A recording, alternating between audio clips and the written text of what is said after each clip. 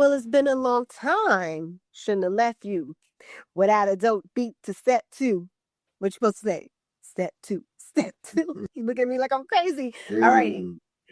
Welcome to Chronicles of Power, everybody, a podcast dedicated to the world of power where I review and break down all of your favorite power episodes. We are brought to you by Private Listen, your source for all things music, sports, culture, and entertainment.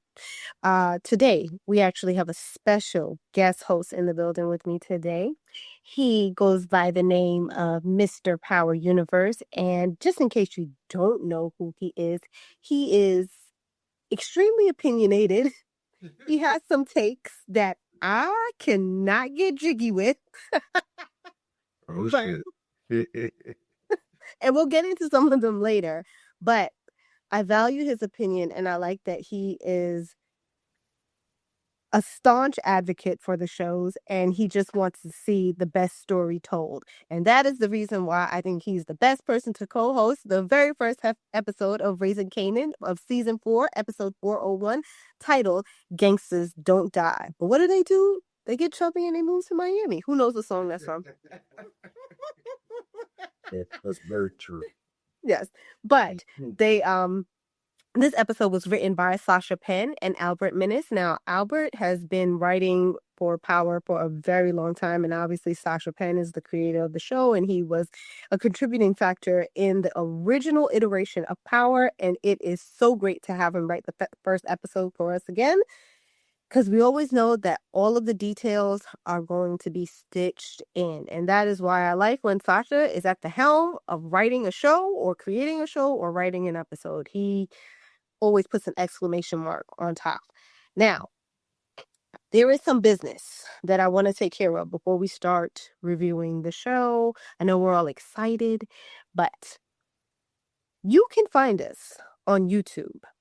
Now, Chronicles of Power doesn't have a separate YouTube page. Maybe I'll do that one day down the line, right? Like maybe we will consider doing that. But for right now, you can find us at PVT LSTD on YouTube. All of the interviews are there. You'll see recaps there. You'll see clips there. You'll see tons of content there, in addition to everything else that we do over there. There's music, sports, culture, entertainment. You'll see other interviews there from rap artists, music artists, and influencers that we are in contact with. So if you're looking for us, you can find us on YouTube, and obviously you can find us on the socials at Chronicles of Power. Now, there is a little bit of news to get out of the way, right? Because we've been gone for a long time, and I do want to highlight some things that are going on within the Power universe. So first of all, I want to clap it up for Mr. Michael Rainey Jr. NAACP recipient, right? So he has won an award, and I'm super duper happy for him. He's been on the series for 10 plus years, and he is so deserving of any accolade and praise that he receives, and I'm really, really happy for him. But in a bit of sour news, 50 Cent is still on a tirade against those people at BMF. I'm glad you laughed, because this is actually pretty serious. Because quite recently, I want to say yesterday or the day before yesterday, and probably, by the time you're hearing this recording, it will probably be up to a week that this happened already. But he recently posted an AI video of his face imposed on Loaded Lux's body, and from a very famous Loaded Lux battle. And in the battle, Loaded Lux is talking to somebody about what your father did and how you're trying to steer them right. And every chance that 50 gets, he's going to continue to stick it to Lil Meech. So I don't know if we're ever going to see BMF again. It doesn't really look like it. I know that the 4th season has already been shot. They already filmed that. They were filming that from when the original, when season 3 was airing. So it's already in the can. Will we ever see it? Who knows? I don't really know what type of power 50 still yields at Stars, considering the split between Stars and Lionsgate. So it remains to be seen if we ever even see the 4th season. But I know for sure that there's probably no spinoff anymore because remember there was an announcement made about BMF Immortals. You remember that? Yeah, How'd you feel about that? I didn't want it, man. I didn't want it. I'm not gonna lie, I didn't want that. I agree. I didn't need a BMF spinoff, especially because like if we know that the main characters were imprisoned, what else do I need to see from them? And I feel like they were already kind of stretching the storyline out a little bit, even up until the third season. I was surprised they even got a fourth season. Me too. I think everybody was surprised. I think everyone was surprised. Yeah. But 50 Cent, we try not to say like everyone. There was a skit by Mr. Commodore last week where he's like, "Don't say his name," and that is the truest thing I've ever seen in my life. Like, just don't. If you have anything negative to say, just leave it out of there. Yeah. Um, uh, one other little tidbit of news. It feels obnoxious to say this, but last night I did a live with the Shade Room, and we did it for the new season of Raising Kanan. So if you guys get a chance, please go check that out. Oh, thank you. Please go check it out. I actually do a brief recap of seasons 1, 2, and 3, and we talk about some other topics too. It was challenging putting all of that information into like 5 minutes, but I tried as best as I can. I know there were some details that I left out, but it wasn't really major plot points. But you get the gist of what was happening throughout season 1, 2, and 3. And now that we're back in season 4 and in episode 1, here's my question to you, Mr. Power Universe. Tell me 3 things that you liked about this episode. Let's start it off on a positive note. Ooh, okay. 3 things I liked about this episode. Well, I could tell off rip that they were trying to definitely tell a story. They weren't trying to just kind of rush into the action and everything. So I like that. I like the kind of them showing what happened with Unique and everything, because a lot of people already kind of felt like it was unrealistic that he's alive to begin with. So to show how everything happened with early Tyler, I thought that was good. Um, and I like the whole different like kind of perspective thing where they kind of showed things from everyone's perspective with Jukebox and her talking to that white dude, Nicole's dad. And so I like that too. And I just like the relationship between Rock and Kanan, man. It's just always kind of interesting to see them go at it. That's always going to be the best aspect of the show. I think so. So one more. You gave me 2. Well, 2. Oh yeah, Marvin putting hands on that Or Tommaso. yeah, anytime Marvin gets violent, I'm locked in because Yeah, he's definitely a fan fave. I'm curious to see how they're gonna develop his story going forward. Because he sometimes you know that he's there to make us laugh. Like it's very pointed what they try to do with him. Like even if it's something simple, there's supposed to be like a little key when we see him on screen. And we normally get our lighter moments with him, even though he's dealing with very heavy subject. Like I mean, he has to go straighten somebody out, so it's not a laughing matter. But there's always going to be a little bit of comic relief once we see him on the screen. And every time I see him on this, like I know that I can exhale a little bit because I know like, okay, he's going to do something serious, but at least we'll get to laugh about it at the end of it. All right. So I'm scared to ask you this question. Can you tell? why? Ain't no need for that. Tell me 3 things that you weren't too fond of with this episode. Oh, okay. First off, the whole Rock being pregnant thing, I didn't like that. I didn't really like that. I felt like it was unnecessary because like they keep repeating these baby storylines in Power, and no one ever actually has a baby. So it's like it just feels repetitive. And then her getting the abortion, and then her like not telling anyone about it. I felt like it was that part of the storytelling was not needed. I would say I just wanted to see more interaction between like Marvin and everybody else. I kind of feel like he's kind of drifted a little bit into like this whole Stefano storyline, and like That, yeah, I need less of that, more interactions with the family, with Marvin and the family. And the whole jukebox thing, like her going to the military, like we know that's not gonna happen. She becomes a cop.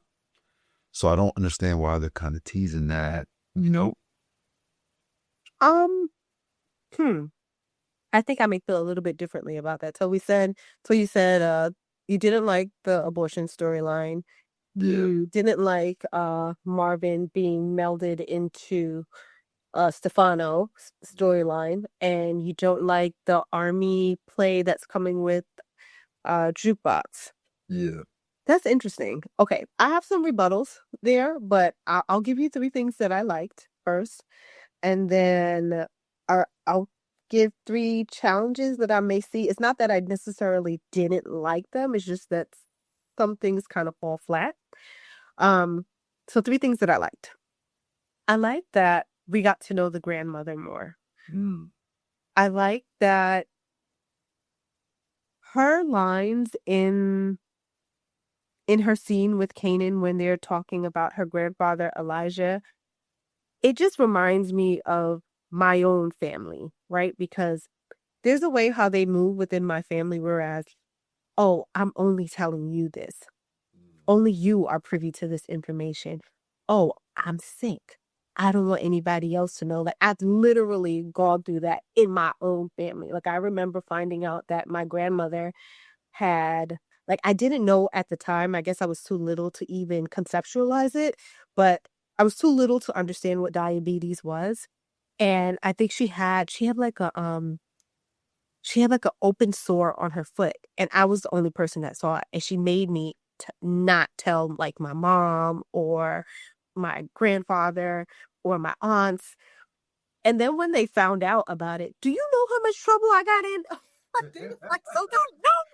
You didn't tell us. I'm like, I was 7. I didn't know what it was. She just told me to put a band, Alpha put the bandage on. But I feel like that happens in a lot of Black families, right? Whereas we aren't as open with, well, I don't know if I can just say just Black families, but I know that this is a theme that I've known that happens along all the Black families that I know.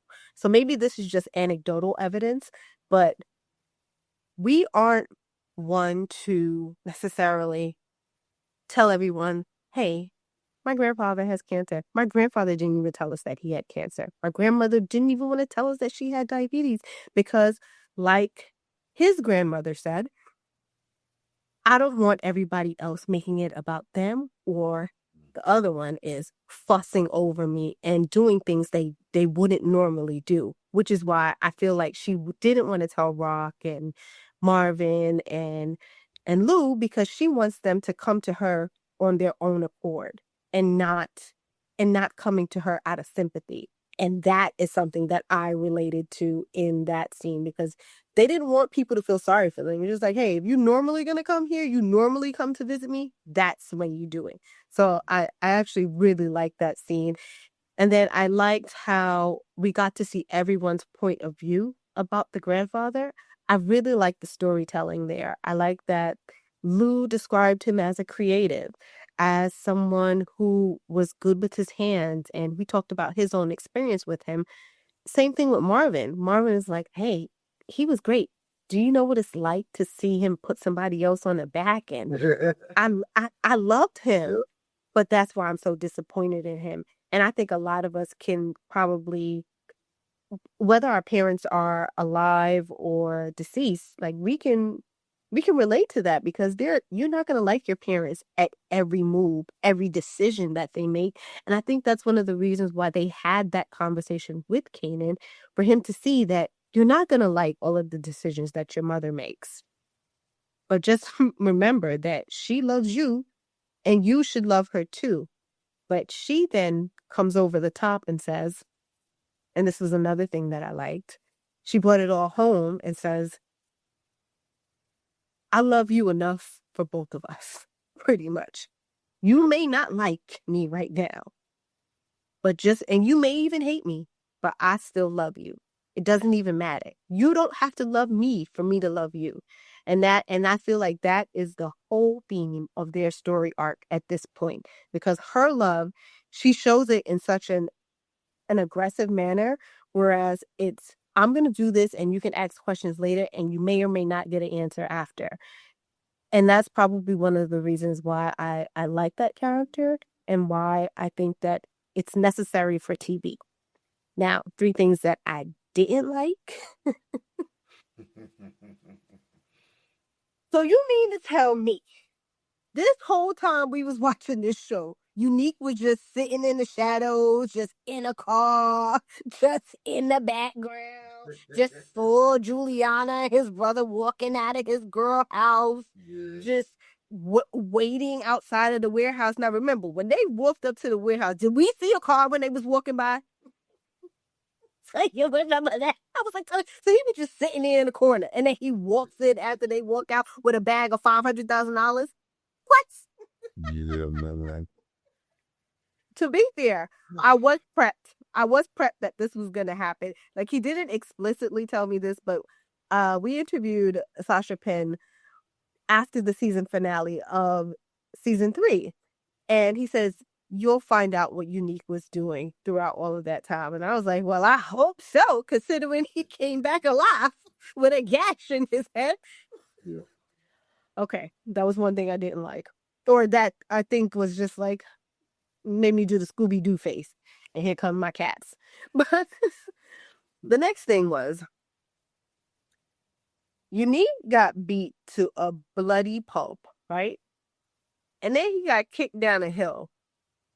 Now, me, I was on a Stairmaster for 30 minutes every day for the past, I want to say, I've been going to the gym regularly for the past 2 weeks. I can barely make it up my steps to get to my bedroom. And you mean to tell me Unique just got beat with a rod, with an iron rod, kicked down a hill, and just was able to get up like this? Just get up and crawl to a phone booth? And where the fuck that phone booth came from? Yeah, they're like, what? You in the middle of nowhere. Then on top of it, okay, so there used to be phone booths all over, right? But he looked like he was in a secluded area. All right, I'm gonna give them a little wiggle room there, right? How he knew where he was at? Huh? How did Unique know what street he was on? Ain't no street signs in the woods. Right. How did Early come get him from the payphone? Tell me. I just need some guesses here. But like I do with Ghost, I'm gonna give Raising Kanan some grace, because every time things used to happen in Ghost, I'd be like, all right, I know it's power. I'm gonna give them some room here to expand on the story. I'm not gonna go too crazy with this. I'm gonna use my imagination here. He telepathically told Early where he was at. They went back in time. They came to the future and got a GPS, and he figured out where he was at, and he sent him his coordinates. But those were three things that made me go, I don't really know about that. But overall, I actually liked the episode. But what I want to tell people is, please do not start with, oh, the episode was trash, I didn't like it. Y'all know it's episode 1. What y'all was expecting? What? They have to set it up. First of all, they couldn't explain everything that happened with Unique in episode 10, because that was the big surprise. So now they have to do the groundwork and laying out the story for us for what was happening with Unique. Even if I may have my gripes with how it happened, like, they still have to do it. They're not going to shoot Uncle Marvin in episode 1. You're not going to get this big grand finale in the opening episode. Remember, they're still laying the groundwork, because remember, Sasha Penn, what does he do? Tell stories, and he is going to build a foundation, and he's going to keep building until he gets into the top floor. Now, it's similar. I'll say that this episode is similar to every other season opener. The only difference with this episode is that I think last year, was it episode 1 that Bert got killed? Yes. Yeah, I think it might have been, yeah. Yeah, that I think that's the first time that we've ever seen something so blatant like that. But Yeah. they couldn't do it in this one because I'm holding my tongue with something. They couldn't do it in this one because I'm gonna say it. Hold on. They couldn't do it with this one because obviously what we just said. I'm just gonna reiterate. They had to lay the groundwork for what happened with Unique. We got to get all of that backstory out the way so that we can keep moving to progress the story forward. Because remember, we found out that Unique, or excuse me, that Joey Badass reneged on his initial dealing that he needed to go on tour, that he needed to focus on his music. He says, hey, write me back into the show. And Sasha Penn obliged. They vote him back in. So now we have to reconfigure the scripts that they had for season 4. And that is why we have to do the backstory of what happened to him, where he was, and how he was laying in wait this entire time. Now, do you want to add anything before I go on to my next point? Nah, I think you get everything. All righty. So, question. Yeah. What the heck was happening with Famous in this episode? Was that even Famous? I don't even think we saw Famous. You know what I They kind of chose. Sorry, it, go ahead. I feel like this cast is a lot bigger now. Like I feel like it's just more people, and I feel like it's just less screen time for Famous. I think we're gonna see him eventually, but I feel like there's other people that have kind of hit the main cast now. Like you got Snaps and Pop, you got Stefano. I feel like there's not a lot of space for Famous. Huh? Why do you feel there isn't space for him? There's always space for his best friend. I feel like he's one of those characters that like he could get taken out, you know? Like they might want to kill him off to kind of whether it's set Kanan off or to kind of set a new storyline going. Because I mean he's in prison right now. How's that gonna go for him? Yeah, but they did show him in the episode because remember, we go back 3 months in Oh, you talking about you talking about the flashback. Yeah, yeah, right in the flashback. So we yeah. we kind of see him in the flashback, but we kind of don't. It's No, like, yeah. was that a body double? I think it was him. I think it was him. I You think think we did a so. stunt double? It looked a little weird to me. I can't wait to have them on the show. They're probably not even going to answer me, but I'm still going to ask anyway.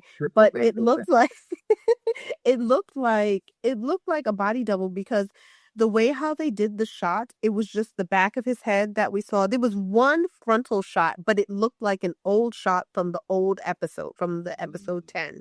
So that's why I was like, is he even in it? And the reason why I asked this question is because I recently put out like a short reel after I watched the trailer. I'm like, where is Famous? Because they didn't tag him in any of the promo for the show. He hasn't been doing any promo, no interviews, no nothing. And I'm not saying that he's one to have been doing a whole bunch during their press runs in prior seasons, but we have seen him. I remember Business doing an interview with him, right? And I saw him at the premiere last year. What happened? So I do kind of question, and then like the voice, it something seemed weird in that scene when I looked at it. So and I was just checking to see maybe I'm bugging, maybe I'm reading into it a little too much, but I was wondering to see if you had any of those same thoughts too. But you're telling me, hey, it's okay for them to write him out because there's no use for him. Yeah. Yeah, I didn't really notice what you just said when I was actually watching. I was like, I didn't really peep that.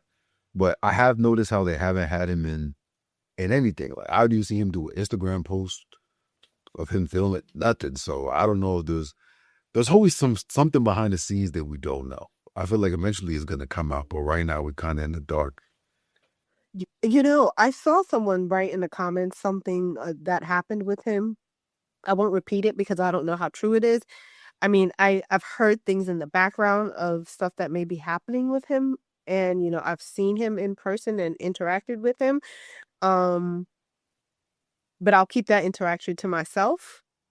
But I hope everything's okay, and I hope he's still on the show and he's able to finish out his character in a good way because I thought that Famous was a good character. He like Uncle Marvin had good comic relief and they brought something to the story that I believe was worthy. But let's let's keep going throughout. The body. And they definitely gonna get one. Do you think that not Kanan, do you think that Famous, even though you said that, we don't really need him anymore, do you think he's gonna make it throughout the rest of the season? I don't know. I don't know. With the fact that we haven't seen him lately, like it makes me kind of think the worst, honestly. Yeah. But maybe they're doing this on purpose and they have some secret storyline for Famous that we don't know about. So you never know with Power. So here's the last thing that I'll say about Famous, and then we can move on to some other scenes that happened. So Famous's real name is Sean. I always got the inclination that he wasn't going to make it really far in the show because I figured something must have happened to him for Kanan to name his son Sean. I've heard that theory. Yeah. So I always thought that, okay, well, all right, he'll be out of here fairly soon, but I didn't think that he would name him Sean just because he got locked up. But just refresh my memory because maybe I didn't understand what was happening at the end of season 3. Okay, so he got arrested. There was no bail. There was no nothing. They just took him in. It's not that he's in prison. He should just be awaiting trial or something of the sort. Yeah, I think the feds were like questioning him. They're Yeah. trying to get him to flip on Howard or whatever. Mm-hmm. I don't even think that he was like on trial with them. I just think it was questioning. Yeah. So Sure. I'm like, everybody keeps saying he's in prison. I'm like, he's not in prison. They just questioned him. Yeah. That was it. And Repression. even if they arrested him, they didn't it there's a bail hearing. There's other things that have to happen in order for this to keep going. But I'll move on. But it's Power, like you said, right? Sometimes they just skip through that stuff. But not something like that, right? Yeah. Not for someone who has been in the show all along. I give them grace with the finding the parking spots in New York. Wait, where are you from? I'm from Maryland. Oh, okay. So you don't know about the parking out here. Tommy used to have a parking spot in front of his building. That will never happen here. Ever. Ever. First of all, it'll be UPS trucks and FedEx trucks double park all up and down that block. There's no way Tommy's walking in the building to go shoot up a penthouse. Okay? That's correct. Mm-hmm. Now, I was gonna turn it over to you to so that you can talk about Unique's recovery. Are you ready to do that? Sure. All right, so I'll turn it over to you, and you can tell us about Unique's storyline. Him crawling up the hill to the phone. The phone dude. Yeah, Unique's recovery was very interesting. Obviously they couldn't take him to a real doctor because of the attack and kind of being paranoid, thinking that they were trying to finish him off. It was interesting that he took him to a vet. And I'm like, so a vet is going to take care of a human's problems? Like, what? Are you serious? You couldn't find some other off the books doctor? Like, okay, whatever. But yeah, we fast forward to that and seeing Unique's recovery was interesting. Never really seen him like that before. And you can tell like he's not right in the head. And I think Joey Badass kind of spoke about it, about how like it's kind of like a CTE thing, but back in the 90s, they didn't really know about that. So yeah, I think that's really interesting. They moved to the recovery pretty quick. I mean, we got through it all in one episode. Obviously, it was a moving timelines, but he back now. And it's about to be crazy. I'm really excited to see Joey like just take on this new turn into the character. He's a great actor, so I know he's gonna kill it. I'm not even thinking about it. Yeah, so okay. So just to give some more detail there, guys. And this is something else that I've seen happen too. So anyone who has had post-traumatic brain injuries, there is a personality change. And I actually know someone who this has happened to, right? If you had a severe brain injury, you don't come out being the same person. It may be hard to remember certain things at first. It changes your personality, whereas maybe you'll be more aggressive. maybe you'll be a little bit more anxious. And I think the doctor did say that. So all of those things I've seen firsthand, and they are true from what I can see and what the doctors told us at the time. Yep. But I question why he went to a vet. He went to a vet because they couldn't take him to a hospital. And I think that Early gave him some really good advice that you should probably lay low right now because the person who did this to you, you don't know if they are willing to come back and try to take you out again. And your advantage here is the advantage of surprise. So you can literally lay in the shadows and like he did and see what's happening. But what we did see when he was laying in the shadows, when he came back, he was jumping to all of the wrong conclusions, honey. Just all of the wrong conclusions. And even though Early is the one that puts a bug in his ear saying, oh, maybe somebody put your brother up to this. And I was like, now why the hell would you tell him that? Why would you say that? Because now he got this in his head. And he's like, oh, Rock did this to all of the guys that she ever dated. And this is where Early comes in and is like, wait. Y'all wasn't even dealing with each other like that, honey. Chill out. Y'all wasn't on that type of time. And now here he come. He listing off the names. It was Def Con. It was High Post. And now she's trying to do the same shit to me. Bro, y'all was together for 1-2 nights. Chill out. Chill out. Don't you remember that you was the one that cheated on your girlfriend with Rock, and then your brother, because he's upset about how you are letting Rock play with your mind, then dry snitches or really snitches on you to Pernessa, and then comes and you confront him about it because the brain injury, I'm guessing you forgetting this part, and then y'all got into the fight. Rock had nothing to do with this. Literally. To do with it. She don't know nothing about this. To make a point to that, he did kind of mention how like Rock took his territory and his spot in the business. So from his perspective, I can see how like he's like, well, you said you wasn't in the game no more. Now I'm back. You in the game with my peoples. So What you mean you back? She don't even know you alive. yeah, but he watching from the shadows. Again, you watch it from the shadows, right? Think about it this way, right? You in the shadows. They don't know that you're alive. You don't know what Stefano told her or what they said to her because you are no longer found, right? Everybody thinks that you are dead. What did you think was going to happen with the drugs? They were just going to leave it there on the street? Because you ain't come to pick it up? No, they're going to find somebody else. Everybody in this game that we have learned, like, look at this. Everybody is replaceable. Everybody is disposable. Once they heard that you was dead or that there was brain matter, again, he was walking around pretty good for somebody that had brain matter, that they found brain matter at the scene, right?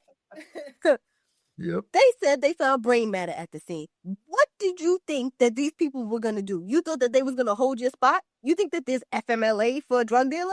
No, it's not no FMLA or sitcoms. Yep. They gonna find somebody else. She coming to take my spot. I wanted to throw my TV when he was talking about, you want to take my spot.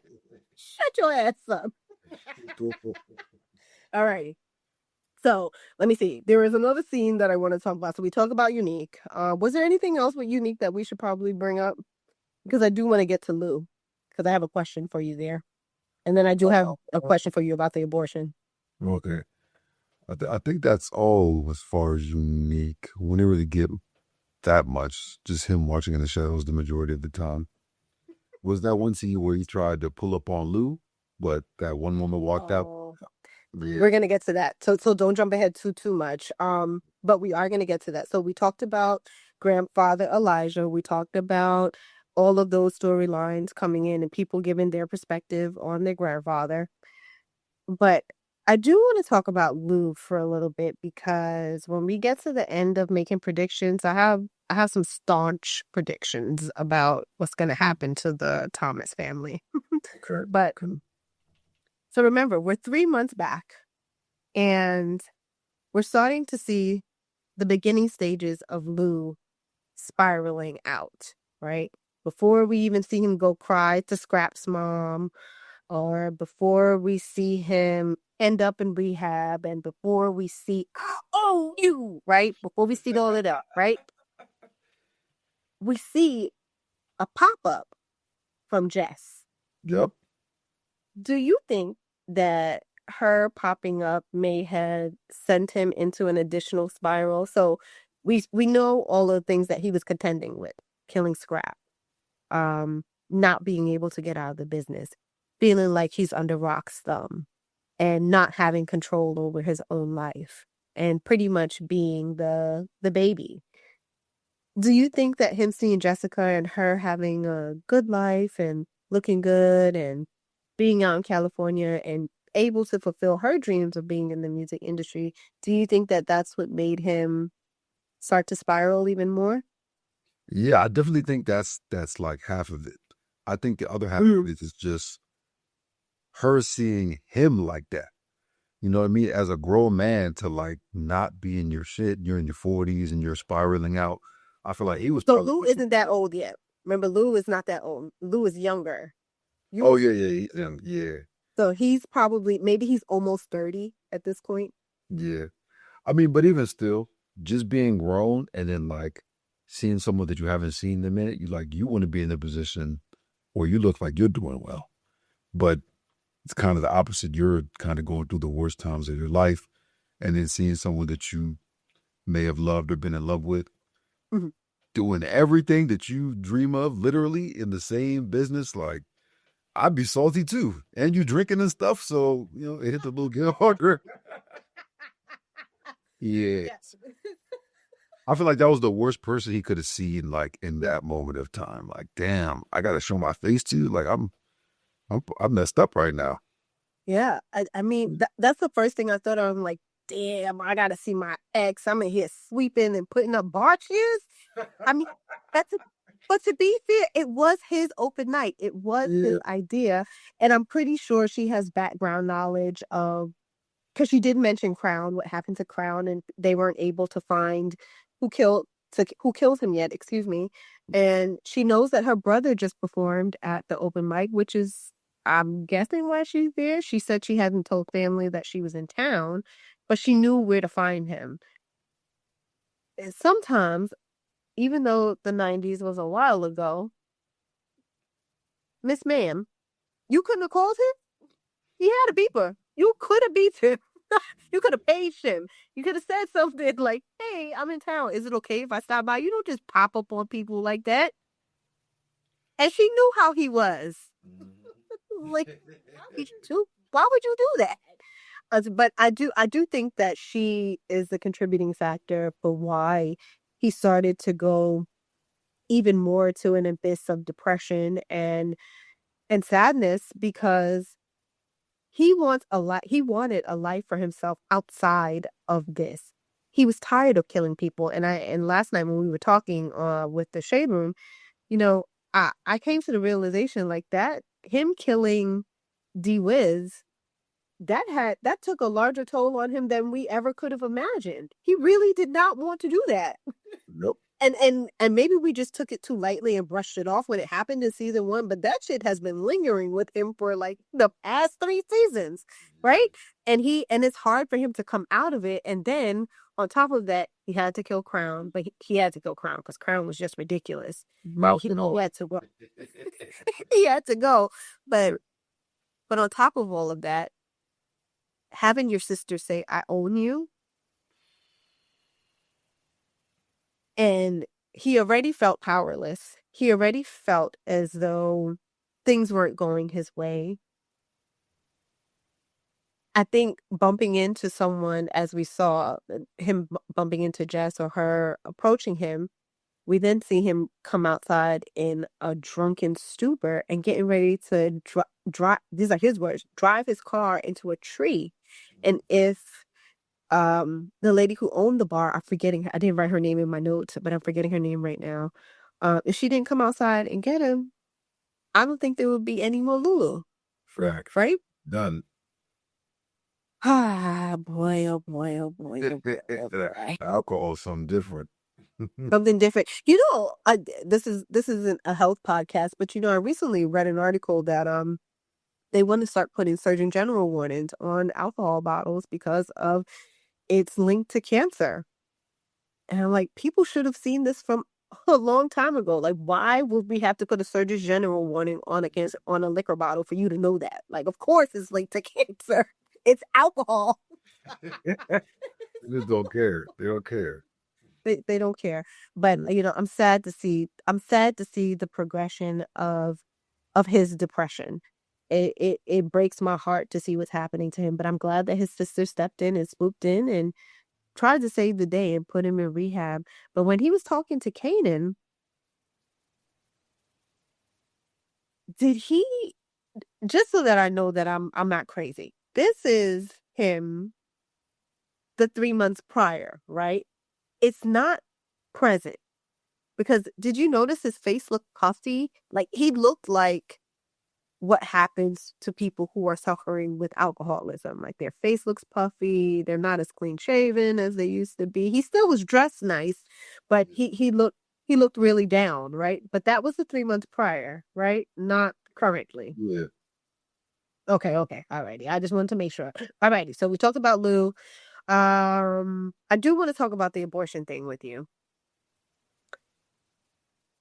There was something that Rock said, and I want to look up the quote because I have it in my notes. She said something along the lines of she thinks she could have been able to love Unique when she's in the car with Jukebox and she's saying like she's trying to get it out of Jukebox because she wants her to talk to her. And she's trying to say to her, how do you feel about me doing this? And I'm like, well, that's kind of an open conversation to have with your niece. And I was like, yo, what? Why you asking her for it? Yeah. But their relationship is different, and they are the only two women or two girls or two women in the family.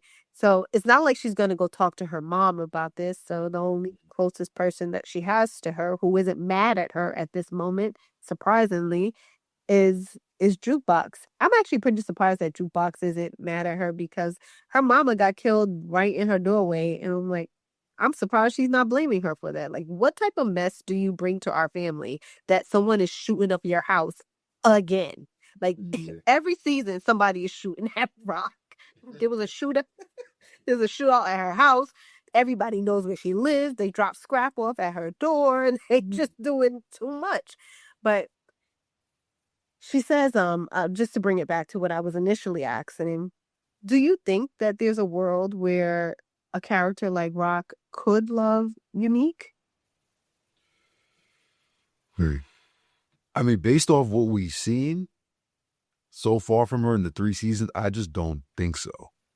Because one of the main reasons why she broke off her thing with Unique is because she wanted to focus on her relationship with her son.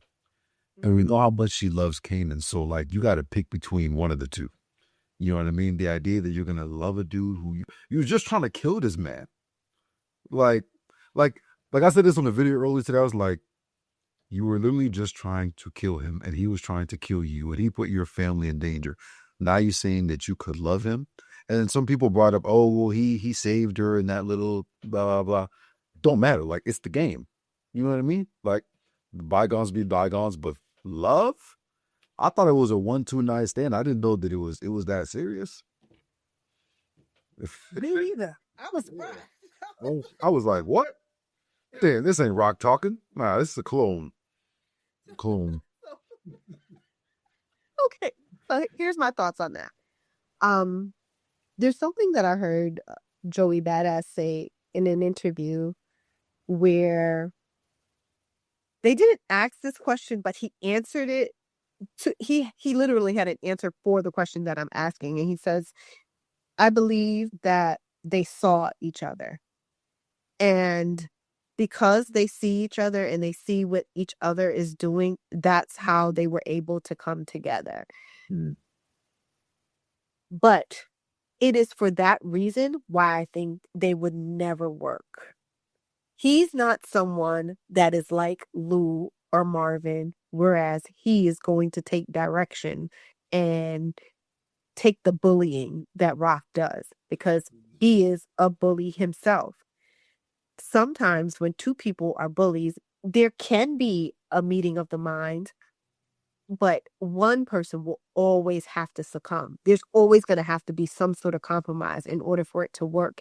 And I just don't see that happening for them. I think that they will always butt heads, and because there will always be lies between them. They'll probably always have to keep something from the other because they both are in their alpha moment. And I don't know that I ever see Rock being submissive to him. I just, yeah, I just don't see it. I don't see her being Pranessa, whereas she'll wait for him to come home and she feels like you can't ask me questions because I'm making all the money and I'm doing whatever I want to do and I'm taking care of all of this stuff. Like, there's nothing that I hate more when I see a man say, "Oh, well, I paid for all of this shit you got in here, so you can't ask me no questions." First of all, that kid throw it out, right? But Pernessa is willing to be like, okay, like even if she may protest for a little bit, she's just gonna be like, okay, all right, I have a nice life. Let me just sit down and shut up. Rock is gonna burn that shit to the ground, and then she's gonna kill you after she's done, right? And I just don't see her being able to give him that deference because he's someone that wants it, and so is she. Now, love, depending on how we characterize it and how we define it, maybe her version of love looks different than what mine would be or what yours would be. So maybe her love is similar to someone just being a protective figure, the way how we see her for Kanan. And could she have been able to do that? Possibly. But I don't know if Unique would have let her be able to do that. I Makes sense? Oh, I love it. I love when people agree with me. yeah, I don't want to fight all day for my life. I just feel like when you have two alphas like that, like both people want to be the big dog. Mm-hmm. And I just do. I definitely don't see Rock. Like I see Unique being that before I see Rock. Rock can should not go for none of that. You know what I mean? Like none of it. Right. So, do you think that she made a hasty decision in getting rid of the baby? Excuse me. Nah, I think she made the right decision because she's in the game. Like you're not in a position where like you already have a problem handling this kid. You know what I mean? To now bring another child into the picture, that's like you're already dealing with so much. You know, and then the father's not around. Are you going to tell your brother and your brothers who the father is? Like, there's so much that you got to hide. It's more secrets. Like, I feel like that was the smartest thing to do. Now, if Unique was alive, maybe if she knew he was alive and they were in communication, maybe things could have been different. But based off what she knew, nah, they got to go. Got to go. So, I've been thinking about it. And to be fair, guys, I'm going to be very transparent. I literally just watched the episode, but I did think about what it would look like if she did keep it. I was kind of not taken aback that she did it so quickly because that's just her personality. I know that when she makes her mind up about something, it's just gonna happen. We've seen her do it time and time and time again. Um, but I wonder if her having another baby would have given her a fresh start, would have given her the opportunity to raise a child out of the life, whereas they don't have to contend with who their father is, if their dad is a cop, or if their mother is a drug dealer, and how she's going to raise them in a life that could get her possibly killed. I wondered if that would have been her out. It would have been her get out of jail free card and just get away from everything. But then I realized that that's not what she wants to do. She wants to be a queen pin. She wants to have this life. And she's not going to let anything stop her. Not a baby, not a man, not a dead man, not a cop, not anyone. So she's going to keep doing it. But I did kind of wish for a second that she would have at least thought about it. But once I saw her going to the office with the therapist, I was like, "Oh, this was a done deal before it even happened, honey." she was she was going to the shop before it even happened. There was no question about it. And then we get the revelation that this is not her first rodeo with this. And she had Kanan at a young age, and we know that she was dealing with Malcolm or Detective Howard, who was an officer at the time. And she was what, 16, 17 when she had Kanan? And she said she was pregnant earlier than that. So there was a lot of grooming happening with Rock, and it kind of makes me sad to hear her story. Like, I know all the time when I'm on the show, I always talk about Jukebox and how it's just a tragedy what her story is, right? But when I think about Rock, she just buries everything. She doesn't even linger in it for a little bit. She just straightens her back and keeps going. And it just, she doesn't have time to feel sorry for herself. She doesn't have time to show emotion. She doesn't have time for a baby. And babies require a lot of that of you. And she's just like, mm-mm. Yeah. No. No. I think that's why a lot of people like her character so much because they feel like they resonate with that mindset of like, I don't got time to grieve. Like it's one thing after another. When you're living that life, I feel like as a woman especially, like there's no time for you to to contemplate. Like you gotta watch your son, you're in charge of the family, you gotta watch your brothers, you gotta watch the business. Like she has to be like that. And I think that's why eventually she's gonna break sometime this season. Like, remember you seeing that scene of her crying? It's going, she's gonna break eventually. It's gonna happen. No, you think in this season? I would wait. I don't think she's gonna break this season. I think next season she gonna have to break because Yeah. what else is there for her to do? How much more loss? How much of this can she withstand? There has to be a breaking point. I agree, but I don't know if it's gonna happen this season. I think something would have to happen to Kanan in order for her to break because otherwise, like she is, or to one of her brothers, because we do realize. Hmm. Yeah, there's no key foreshadowing in that. Low key, low key, low key. Let me see. I'm trying to think. There was something else that I wanted to mention before we start getting to our final thoughts and our conclusion. But let me see, because I do want you to make some predictions for me. Let me just look through my notes to make sure that we're all okay here. Oh, I love that they brought back Omar Epps. I love that. I wasn't ready for him to go, so I'm glad that we got to see him again. I'm glad that, that they were able to like give some more clarity to some of the scenes that were happening. But there's one scene that I did have a question about, and then we can go into our predictions for the season. When he was sitting at his desk and he saw Rock at the vending machine, do you think at that moment she knew I gotta kill him? Absolutely. Absolutely. And he even knew, he even was looking at her like they got me, man. Like I'm on fire in here. And I think even before then she kind of knew because he kept hitting that. Oh, we need to pin it on Marvin. We need to pin it on, bro. She's not about to pick you over her brother. Like you're triple. That is, listen, if he ever put a nail in his coffin, that was it. Like him trying to tell Kanan I'm your daddy, that was bad, right? Because she already told you, shut your fucking mouth, right? She already told you, shut up, right? But pitting it on her brother, I was like, Crazy. oh, like she about to pack your ass up and you don't even know it. I was upset about that low key too, because like I really like Omar Epps. Like he's a great actor. He brought a lot to the show. For them to just kill him just like that, I was shocked. I didn't think they was gonna do him that early. Yeah. And then it's like, you see this shit? Perfect line. Yeah. Yeah. Oh man.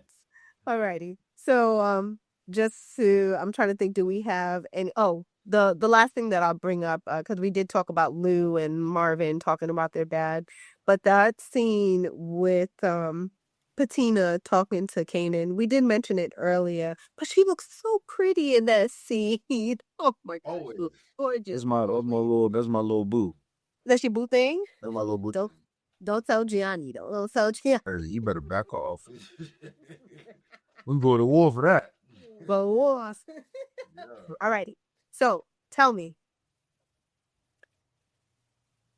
I need some predictions from you for this season. I'll let you go first so that I won't color your opinion of things that I think that are gonna happen.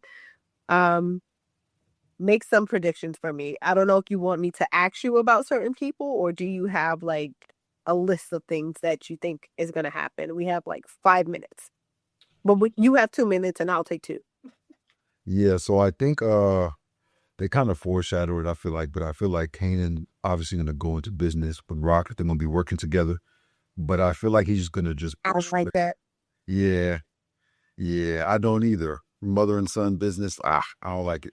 But I feel like he's going to betray her, like for real this time, because you kind of see the scenes with him going behind her back, meeting with Stefano. You know what I mean? Like that's kind of weird. Like your mom is the top dog. You going behind to her connect is mad wild. I also feel like something's gonna go wrong with this whole Marvin Stefano thing. I feel like they're not just showing us this for no reason. Marvin's gonna mess up somehow. He gonna do something wrong, and it's He gonna never misses an opportunity to miss an opportunity. ever. Yeah, and I feel like Lou about to bounce back this season. I feel like everybody been hating, saying he gonna die. I feel like he gonna bounce back and be the old Lou again. Just give my boy some time. You think he going out? You got any more predictions before I start answering? And I think Jukebox will catch her first body. I think this is the season where she's gonna like really step into the game like that, be forced to step into the family business, because things are about to eat up. Okay. So, a first prediction I'll make is I think they're gonna pack Famous up. Famous is out of here. He is like the writing is on the wall. They are gonna pack Shorty up. I have been predicting that Lou is gonna die since season 1. Like they have foreshadowed his death so many times. There's only but so many lives that this man can still have. He'd have been in a fire.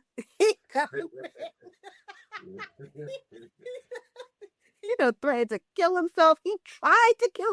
Listen, tried to kill himself. Like they have been foreshadowing his death for season after season after season, and I don't know if he's going to make it out of this one. Mainly because I don't see how much more saving he can get after rehab. I think that this is his final straw. If he doesn't get his act together, like you say, if he doesn't come back to his heyday or his glory days, I think that there is no more story to be told for Lou. I think that's it. Marvin, definitely gonna fuck up this Stefano situation. He is going to mess this up. And the way how I think that they're gonna mess it up is one, that little line he said about Rock don't run me, or that's not the exact quote, but I'm my own man.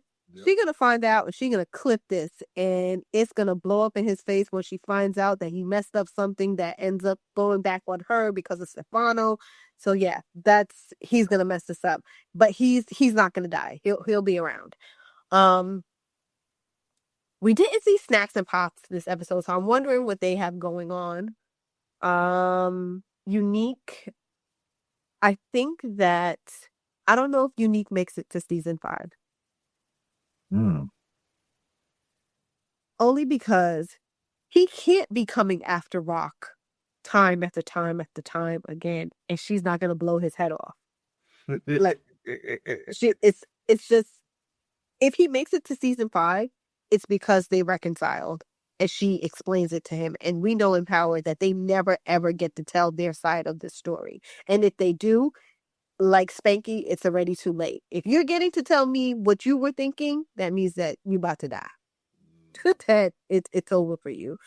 I don't know if the grandmother is gonna make it, only because of the cancer diagnosis that we heard about. And who else? Who else? Who else? Obviously, we know that Kanan and Juke make it out, but